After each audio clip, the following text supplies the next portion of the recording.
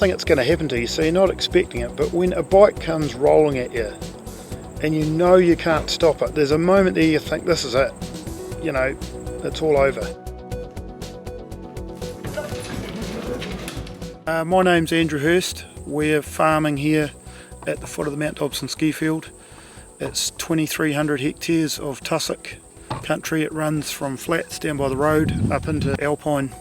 It's rough terrain, it's busy. I'm on my own pretty much here running it. We've got casual staff at peak times, but basically it's just me. I want to get home to my wife and kids obviously, but I just can't afford to get hurt.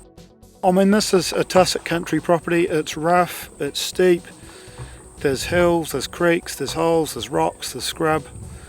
You've got to be careful where you go. You know, I haven't had a problem going around the side of a hill on a four-wheeler because you are looking for obstacles, you're going slowly, you're picking your route.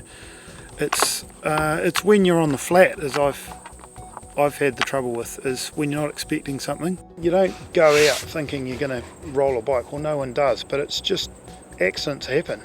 We were mustering this block, cows and calves, calf marking. I pushed a mob through here. It had a couple of bulls in it, and I pushed them through this bit of swamp. I just came down here on my bike, and the two bulls came round behind me, and they just cut round behind me, so I thought I'll head them off. I'd really like them to stay in the mob. So I came back through, but when I came back through, the bike broke through the mud and into the swamp. So I changed up gear on the bike. The wheel's going quite fast. I managed to work my way through, and I got up onto this piece of hard ground here. And when the bike came up over here, the back tyres dug into this bit of hard ground, and the front of the bike just came straight up and over, and it threw me straight down onto the ground. I was just starting to think, oh, I need to get out of the way, the bike's coming. And that lifeguard went straight down into the middle of my back. It was like someone putting their hands down on the middle of your spine. And within another split second, the bike was just out in the middle of that swamp. It just rolled it straight back onto its wheels, and it was still sitting there idling. This is my original bike. This is the bike I rolled in the swamp. This Lifeguard is 4 years old. It's still just the way it was when it came. It came over the top of me.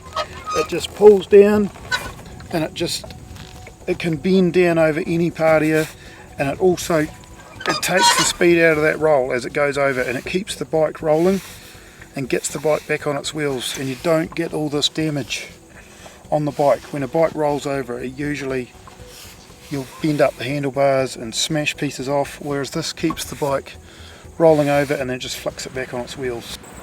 Like, you can train for something to happen, but it's an accident, so you never know how it's going to be until it's happened. Well, the dogs were bringing a mob of steers into the yards over here, so they're just walking them along the fence line. When I say walking, they were actually pushing them because they didn't really want to go in. And they started going round and round at the gate here. And one steer came out of the mob to chase the dog back. And he chased the dog back at me. My bike was sitting over behind them. The dog whipped round behind the bike, and the steer put his head in between the wheel and the mudguard, and he just flipped the bike straight on top of me.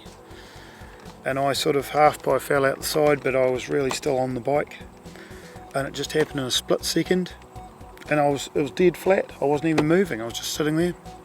This held the bike up enough for me to get out from underneath it, and then I just flipped it back on its wheels. So without that, the bike would have been on top of me, there's no question about that.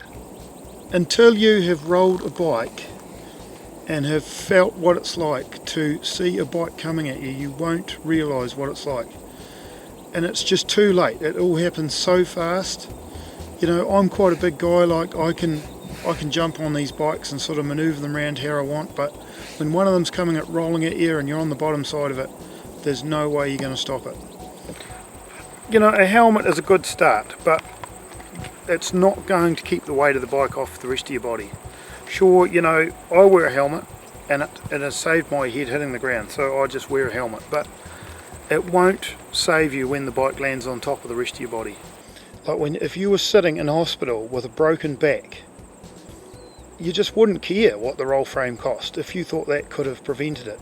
Like, you'd sell the farm, you wouldn't care. So just do it. It's a no-brainer as far as I'm concerned. Like, I don't want to have a bike here without one now, and it just needs to be done. They should come out of the factory with them on, as far as I'm concerned.